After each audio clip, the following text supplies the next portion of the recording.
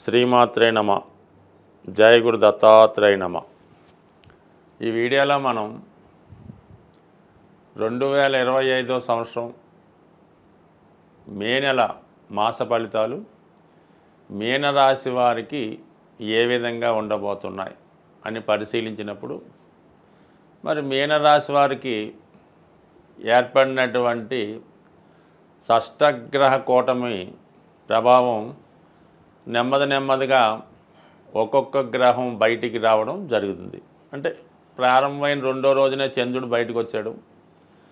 అలాగే రవి ప్రస్తుతం రెండో స్థానంలో మేషరాశిలో సంచరించడం జరుగుతుంది. ఇంక ఈ నెల 6వ తారీఖున బుధుడు కూడా ధనస్థానంలోకి రావడం జరుగుతుంది. ఇంకా 3 గ్రహాలే మిగులుతాయి. అందులో ఈ 18వ తారీఖున మనకి రాహు 12లోకి రావడం, అంటే మొత్తం మీద వీళ్ళ యొక్క ఒకేసారి ఏర్పడినటువంటి ఒత్తిడి, అది మంచి అవ్వచ్చు చెడు అవ్వచ్చు, ఆ ఒత్తిడి ప్రభావం నుంచి నెమ్మదిగా బయటపడడం జరుగుతూ ఉంది. మరి ఈ రాశి వారికి ఈ నెల ప్రారంభంలో రవి కుటుంబ స్థానంలో ఉచ్చులో ఉండడం వల్ల జాతకుడి యొక్క కుటుంబం యొక్క ప్రతిష్ట పెరుగుతుంది. కుటుంబంలో ఒకరికి మంచి ఉద్యోగ అవకాశాలు రావడం కానీ, ప్రభుత్వ పథకాలు కానీ, ప్రభుత్వ పదవి కానీ రావడం వల్ల ఆటోమేటిక్గా సంఘంలో మీ కుటుంబం యొక్క వాల్యూ పెరుగుతుంది.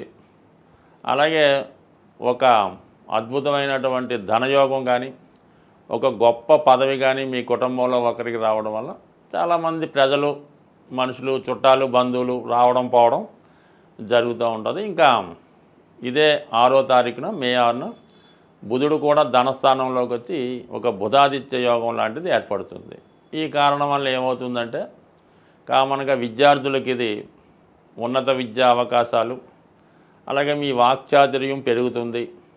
అటు కుటుంబ విషయాల మీద, భార్య లేదా భర్త మీద మీ యొక్క ఆధిపత్యం నెరవేరుతుంది. అలాగే మీ యొక్క సహకారం, అంటే అటు మీ యొక్క స్థిరాస్తుల మీద ధనం వస్తుంది.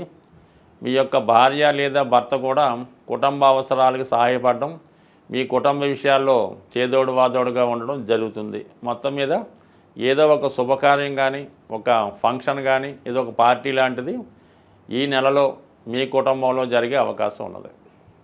ఇక కుజుడు కూడా ఇంచుమించుగా ఈ నెలంతా పంచమ స్థాన సంచారం వల్ల చాలా వరకు పిల్లల యొక్క విద్య కొరకు, వారి యొక్క అభివృద్ధి కొరకు ఎక్కువ కృషి చేయడం జరుగుతూ ఉంటుంది. అలాగే 5లో ఉన్న కుజుడు 11ని వీక్షించడం వల్ల ఆర్థిక పరంగా భూములపైన, స్థిరాస్తులపైన ఆదాయం వస్తుంది. పిల్లల సహకారం మీకు లభించే అవకాశం ఉంది. స్థిరాస్తి కొనాలనే మీ ఆశయం నెరవేరే అవకాశం ఉన్నది. కొత్త ప్రయత్నాలు కూడా చాలా వరకు ఫలిస్తాయి. మీలో ఉన్నటువంటి టాలెంట్కి తగిన గుర్తింపు రావడం జరుగుతుంది. అంటే ఇప్పుడు ఎక్కడ మనకి రవి ఫేవర్గా ఉన్నాడు, బుధుడు ఫేవర్గా రాబోతున్నాడు, ఆల్రెడీ 6వ తారీఖులో వస్తాడు. కుజుడు ఈ నెలంతా కూడా అనుకూలంగా ఉన్నాడు. వీటన్నిటికన్నా అద్భుతం ఏంటంటే, రాశి అందే శుక్రగ్రహ సంచారం ఉచ్చులో ఉన్నాడు. తృతీయ అష్టమాధిపతిగా జాతకుడికి చాలా కాలంగా ఉన్నటువంటి కోరికలు నెరవేరే అవకాశం ఉన్నది. అంటే ఏదైనా ఒక పెద్ద 5 స్టార్ హోటల్లో స్టే చేయాలని ఉండొచ్చు, ఒక విమానం ప్రయాణం చేయాలని, లేదంటే ఒక సినిమా తీయాలని, లేదంటే ఖరీదైనటువంటి వాహనం, కారు లాంటిది కొనుక్కోవాలి, ఒక మంచి గృహం కొనుక్కోవాలన్నటువంటి ఆశయం నెరవేరే అవకాశం ఉంది. స్త్రీలకి బంగారు ఆభరణాలు, పట్టు వస్త్రాలు లాంటివి లభించే అవకాశం ఉంది. అంటే ఎవరి స్థాయి వాళ్ళకు ఉంటుంది, దాన్ని బట్టి అవి లభించే అవకాశం ఉన్నది. ఆ విధంగా మీ యొక్క ఆకర్షణ పెరుగుతూ ఉంటుంది. ఎక్కడికి వెళ్ళినా 10 మంది మీ గురించి గొప్పగా చెప్పుకోవడం, అందరి దృష్టిని ఆకర్షించడం జరుగుతూ ఉంటుంది. మీలో ఏదన్నా ఒక టాలెంటు, ఒక నటనో, డ్యాన్సో, క్రియేటివిటీ ఉంటే దానికి గుర్తింపు రావడం జరుగుతుంది.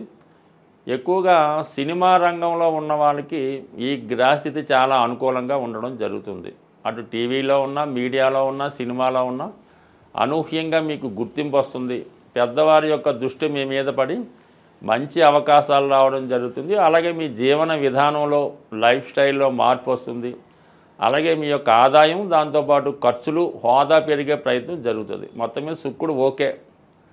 ఇక జన్మశని ప్రభావంతో రాహు కలియడం వల్ల కొంతమందికి ఏదో విధంగా ధనం సంపాదించాలనే ఆలోచనతో చిన్న చిన్న బలహీనతలకు లోనవడం, ఈ బెట్టింగ్లో, ఆన్లైన్లో, లేదంటే ఏదన్నా చట్టం వ్యతిరేకించినటువంటి కార్యక్రమాల్లో పాల్గొని ఆ విధంగా ధనం సంపాదించడానికి కూడా అవకాశం ఉంటుంది. కాబట్టి ఇంచుమించుగా ఈ నెల 18 వరకు రాహు ధనస్థానంలో ఉన్నప్పుడు ఇటువంటి అవినీతి చర్యలకి, అనెతికల్ కార్యక్రమాలని ప్రోత్సహిస్తూ ఉంటాడు. ఆ కారణం వల్ల అటు విద్యార్థులు కానీ, నిరుద్యోగులు కానీ అనుకున్న లక్ష్యాన్ని సాధించకుండా వేరే మార్గంలో వాళ్ళు ధనాన్ని సంపాదించడం జరుగుతూ ఉంటుంది. అది జాగ్రత్తగా గమనించడం మంచిది. ఈ 18వ తారీఖు తర్వాత రాహు 12లోకి వస్తాడు. శని ఒక్కడే జన్మశనిగా మిగలడం వల్ల తరచూ ఉద్యోగరీత్యా ప్రయాణాలు చేయవలసి ఉంటుంది.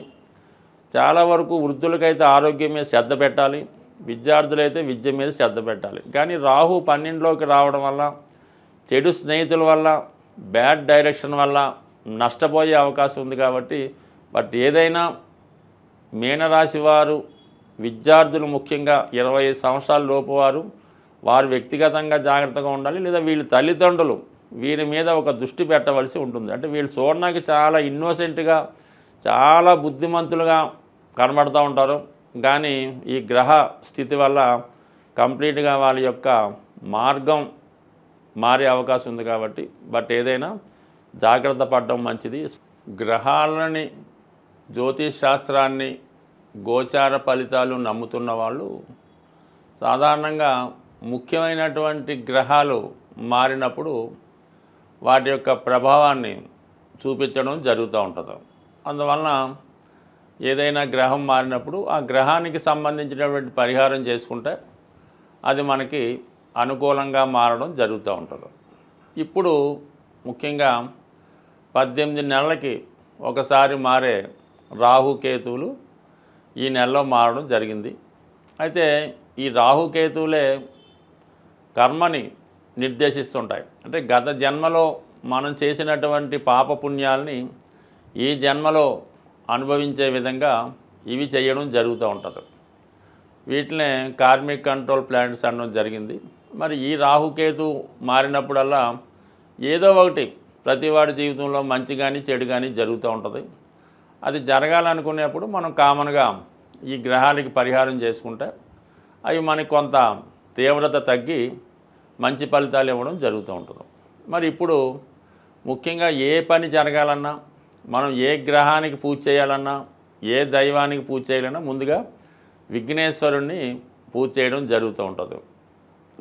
కేతువు యొక్క ఆది దైవం విఘ్నేశ్వరుడు అవటం వల్ల మరి ఈ నెలలో మీరు కంపల్సరిగా అది సంకష్ట చతుర్థి రోజు కానీ, లేదంటే మరి కేతువు సింహరాశిలో ప్రవేశించాడు కాబట్టి ఆదివారం రోజు విఘ్నేశ్వరుడి యొక్క ఆలయంలో వినాయకుడిని విధి విధానంగా గరికతో అర్చించి, మన ఎండు ద్రాక్షపళ్ళు అంటే ఎండు ఖర్జూరం కానీ, కిస్మిస్ లాంటివి కానీ మరి స్వామికి నైవేద్యంగా పెట్టి అక్కడ ఉన్నటువంటి భక్తులకి పంచిపెట్టడం వల్ల కేతుగ్రహ అనుగ్రహం లభించే అవకాశం ఉంది. కేతుగ్రహ అనుగ్రహం కావాలంటే పోక చెక్క అని ఉంటుంది. అది కామన్గా ఈ పాన్ సంబంధించిన వాళ్ళు తెలుస్తూ ఉంటుంది. అది ఒకటి పూర్తిగా పోక చెక్క మీ యొక్క వాహనంలో పెట్టుకోవడం వల్ల కానీ, మీ యొక్క క్యాష్ బాక్స్లో పెట్టుకుంటే ప్రమాదాలు జరగకుండా అనుకూలంగా ఉంటుంది. కాబట్టి ముందుగా మీరు కంపల్సరీగా ఈ నెల 18వ తారీఖు తర్వాత ముందు చేసుకున్న తప్పులేదు, ఆదివారం రోజు విఘ్నేశ్వరునికి పూజ చేయించుకోవాలి. దాని తర్వాత రాహువు మరి కుంభరాశిలో ప్రవేశిస్తున్నాడు. అందుకని రాహు యొక్క అనుగ్రహం కోసం కనకదుర్గ అమ్మవారు శనివారం రోజు కనకదుర్గ అమ్మవారి ఆలయంలో అమ్మవారి కుంకుమర్చన చేసి ఒక నిమ్మకాయల దండ సమర్పించి 18 సార్లు ప్రదక్షిణ చేసి, వీలైతే పొలగం నైవేద్యంగా పెట్టి అమ్మవారి ప్రసాదంగా పంచిపెట్టినా పర్లేదు. వీలు లేని వారు కేవలం దర్శనం చేసుకొని 18 ప్రదక్షిణలు చేయడం వల్ల సరిపోతుంది. ఏదైనా కంపల్సరిగా ఈ శాస్త్రాన్ని నమ్ముతున్న వాళ్ళు మీరు తప్పకుండా ఈ వినాయకుడిని, అమ్మవారిని పూజించుకోండి. వీలైతే ఏదైనా ఒక శక్తి క్షేత్రాన్ని శక్తి పీఠాన్ని దర్శించడం వల్ల ఈ రాహుకేతువుల అనుగ్రహం లభించే అవకాశం ఉంది. బట్ ఏదైనా రాహుకేతు మనకు అనుకూలంగా ఉంటే ఆటోమేటిక్గా మిగతా గ్రహాలన్నీ అనుకూలించే అవకాశం ఉంది. అందువలన కంపల్సరీగా గ్రాసాన్ని చేసుకోండి. ముఖ్యంగా సింహరాశిలోకి కేతుగ్రహ ప్రవేశం అన్నది చాలా వరకు అధికారులకి పెద్దవారికి కొంత ఇబ్బందులు లాంటివి ఉంటుంటాయి. కాబట్టి నిరంతరం సూర్య నమస్కారం చేసుకొని ఆదిత్య హృదయ పారాయణ చేసుకొని ఆదివారం నియమంగా ఉంటే అటు ఆరోగ్యం ఐశ్వర్యం లభిస్తుంది. అలాగే ఇదే నెలలో గురుగ్రహం కూడా మనకి ఈ మే 15 మారడం జరుగుతుంది.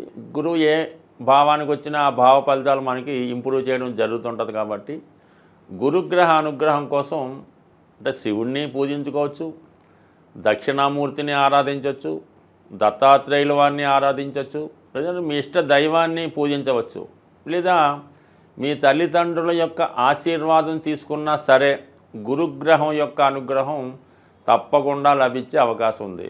ఏదైనా చాలా కాలంగా తీవ్రమైనటువంటి ఇబ్బందుల్లో పడుతున్నాం, ఏ విధంగా కూడా మనకి దారి లేదు అనుకున్న వాళ్ళు మరి ఈ నెలలో ఒక అద్భుతమైన రెమెడీ ఏంటంటే ఏదైనా మీకు దగ్గరలో ఉన్నటువంటి గోశాలని దర్శించి మీ యొక్క వెయిట్ మీరు ఎంత బరువు ఉన్నారో అంత బరువు ఉన్నటువంటి వెయిట్ చూసుకోండి. మీరు ఒక 80 కేజీలు ఉన్నారనుకోండి, 80 కేజీలు ఎండుగడ్డి కానీ పచ్చగడ్డి కానీ దాని ఖరీదు ఆ గోశాలలో డొనేట్ చేయవలసి ఉంటుంది. అయ్యో అంత శక్తి మనకు లేదు అనుకున్నప్పుడు దాంట్లో 8వ వంతు అంటే మీరు 80 కేజీలు ఉంటే ఒక 10 కేజీలు పచ్చగడ్డి లేదంటే ఎండుగడ్డి ఆ గోశాలలో డొనేషన్ చేయడం వల్ల మీరు పునర్జన్మ కొత్తగా జన్మ ఎత్తి ఎంత బాగుంటుందో అంత ఐశ్వర్యవంతంగా అదృష్టవంతంగా ఉండే అవకాశం ఉంది. ఈ చిన్న ప్రయత్నాన్ని చేసి సక్సెస్ అవ్వాల్సింది. స్వస్తి.